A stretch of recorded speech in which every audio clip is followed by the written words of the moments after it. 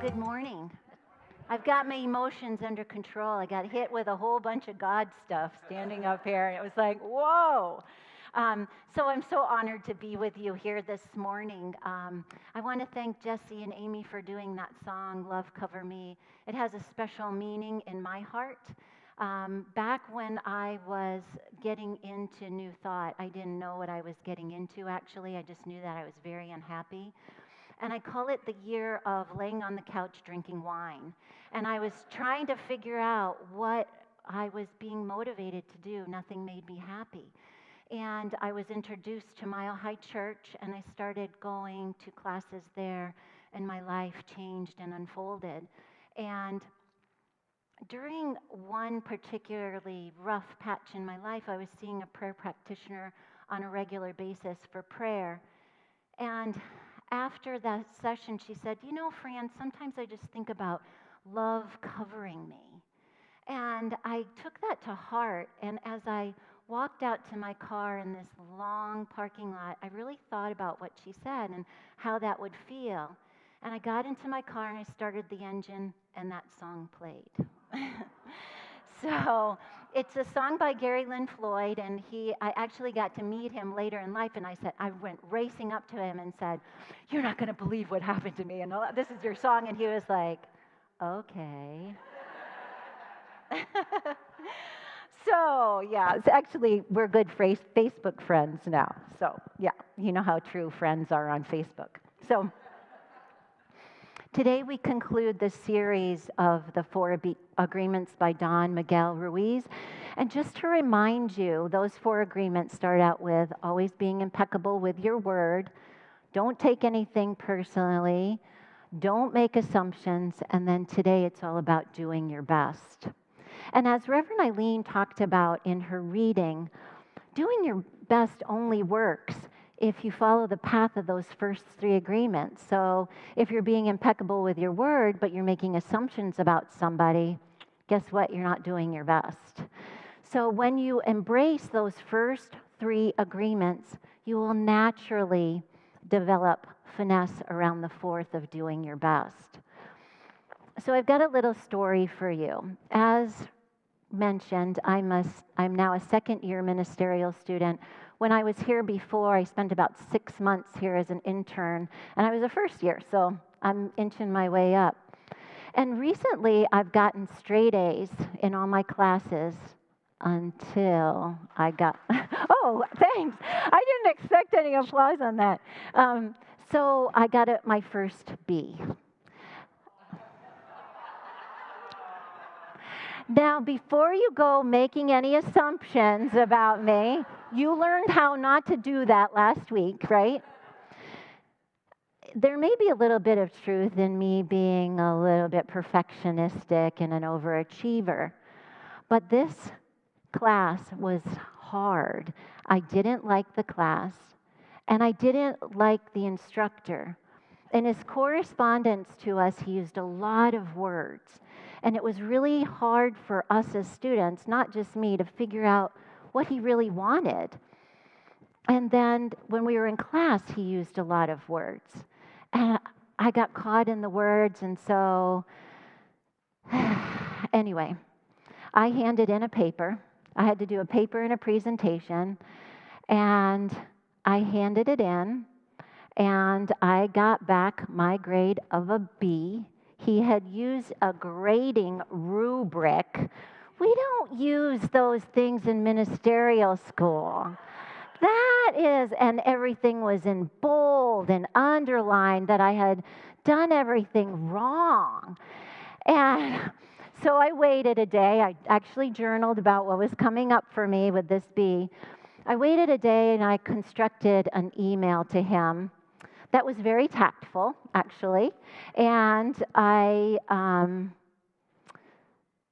immediately got an email back from him in bold and underlined once again.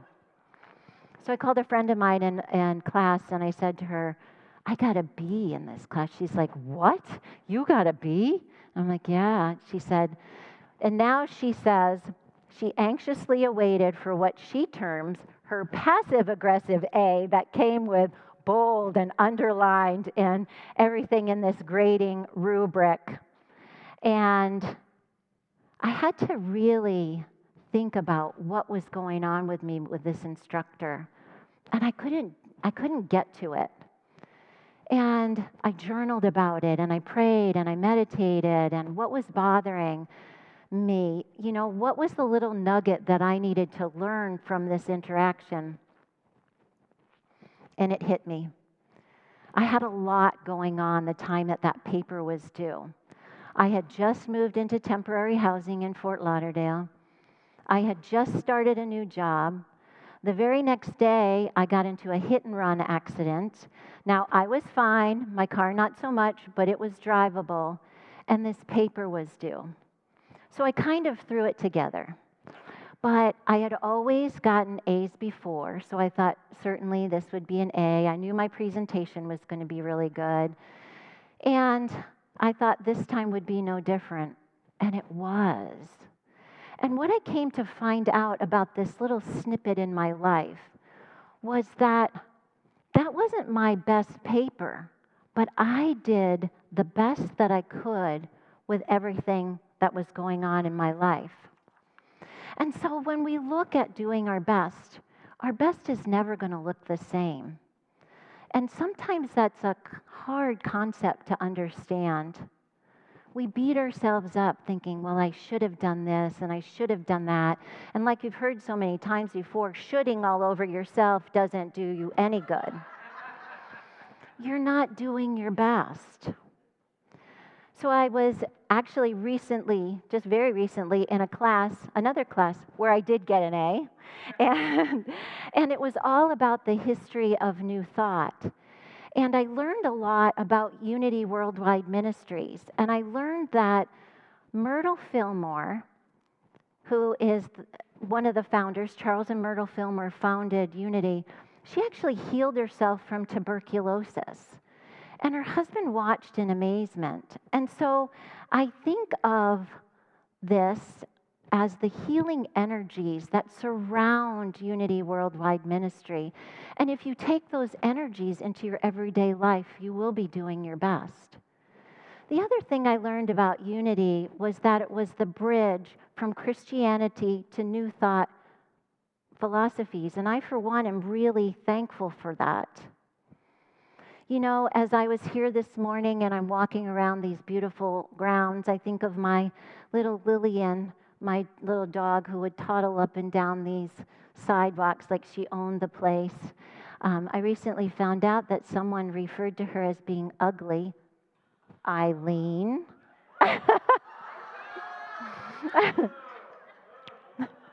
She's a hairless chihuahua, and I think she's beautiful, but some may not, okay? Anyway, as I was walking around these beautiful grounds, I remembered a conversation that I had with Vera, who's one of the prayer chaplains here. And there's such a rich and deep history of these grounds and everything that's going on. And she would say, well, if I channel my best Jack Kern, here's what he would say. And what I found amazing, really amazing, was that the 12 beams that are in the ceiling represent the 12 powers of unity. And as I was thinking about the 12 powers of unity in this sanctuary, I thought about all the prayers that have been said here that have been lifted up. And then I think about all the prayers that are lifted up to meet the prayers before them today. And it just struck me, every prayer with the intention of its highest and best, for the highest and best outcome for everyone here.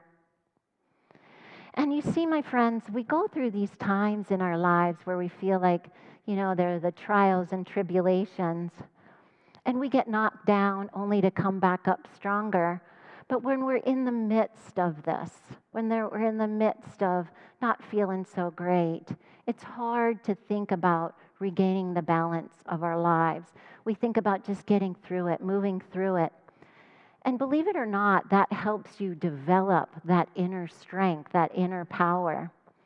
A very strong mentor once said this to me. He said, Fran, It's not that life isn't going to knock you off balance, it's going to happen. What's most important is how fast you get back up. So, right now, I'm teaching a class, and I'm a very easy grader. I just have to love the 16 most beautiful, highly consciousness souls that I've ever encountered. I actually feel bad that they're paying for something that I'm learning from. But on one of these weeks, we were working on affirmations. And one of the students said this. She said, I say my affirmations inside with the work that I'm doing. Everything that I do, I just say, I'm doing my best. It doesn't matter if I'm folding the laundry, I'm doing my best. It doesn't matter if I'm cleaning the floor, I'm doing my best. And because of this, I've noticed that it calms down my monkey mind and helps my life to unfold in a more positive way. I feel happy and joyful when I'm always doing my best. Even when I get triggered by my daughter and I didn't handle things the way that I wanted to, I did my best in the moment with everything else that was going on in my life. Doing my best gives me such freedom in my life. And as Don Miguel Ruiz says, your best is going to change from moment to moment. It will be different when you're healthy as opposed to when you are sick. Under any circumstance, simply do your best and you will avoid self-judgment, self-abuse, and regret. You'll avoid self-judgment, self-abuse, and regret. When we're deep in thinking of all the worries and problems and stresses in our lives, all the things that are going wrong, are we doing our best? When we're in anger, resentment, blame, shame, guilt, are we doing our best? The master teacher Jesus says this, let us not become weary in doing good, for at the proper time we will reap a harvest if we do not give up. Therefore, as we have an opportunity, let us do good to all people, especially to those who belong to the family of believers. So when we're deep in the trenches of these lower vibrational energies, it's hard to get unstuck. So here is a little video that will help you to create a mental equivalent around what's going on so you can work out of that unstuckness. Ready when you guys are?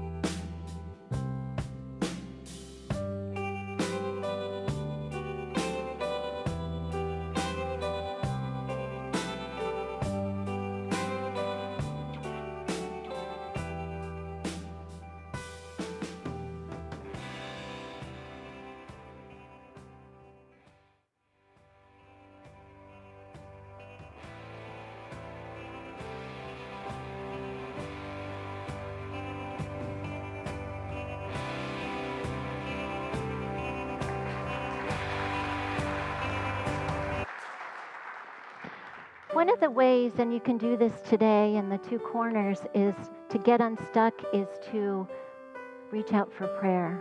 I've had the distinct honor of working with all the prayer chaplains here, and they're wonderful people. They do a wonderful work of prayer. You will witness the face of God in each and every one of them, and they would like nothing better to do than to pray with and for you.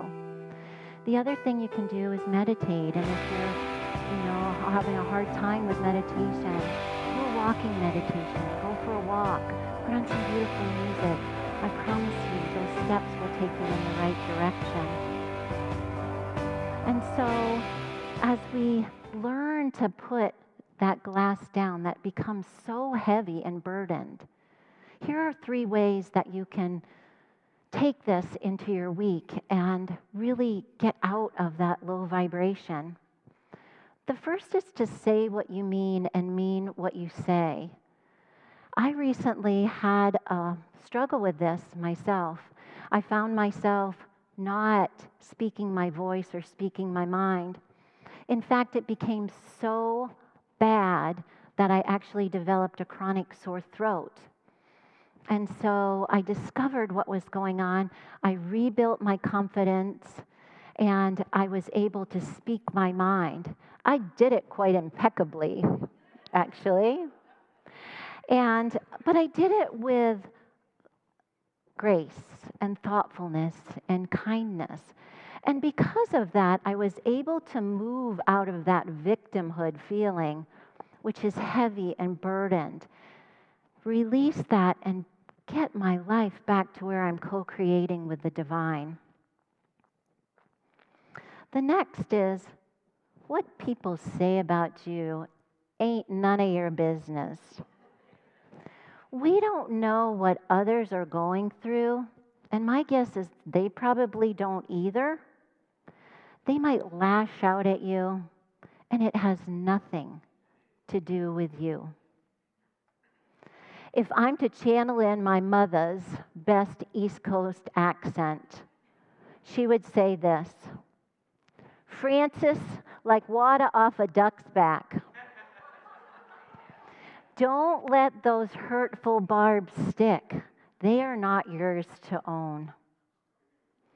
The last is to embrace the uniqueness of one another. We do that being free of judgment and making assumptions. Everyone's on their own journey. So when you stay firmly in your lane and don't merge into others, you give them the freedom to do the same. They're the experts on them, just as you are the expert on you.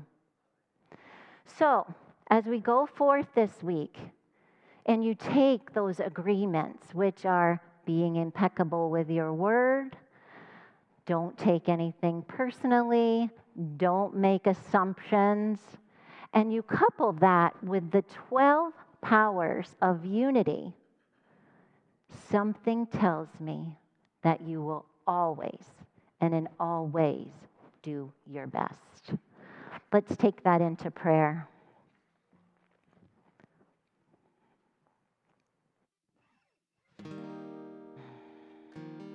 So we just breathe into this beautiful space of light and love, where the essence of God resides in this moment, within our hearts, within each and every one of us. We regain that childlike wonder. For children never have to think about doing their best. It comes easily and naturally and with grace for them. So as we get into that, we step into that beautiful vibration of children, we naturally do our best. We take that into our lives as we leave here. We take this into our everyday work environment, our interactions. We give the other person grace and love and realize that no matter what they're going through, they are always doing their best. And so we just relish in this moment of this sacred place, in this sacred community known as Unity of Naples. And I give great thanks for our time together today. And so it is. Amen.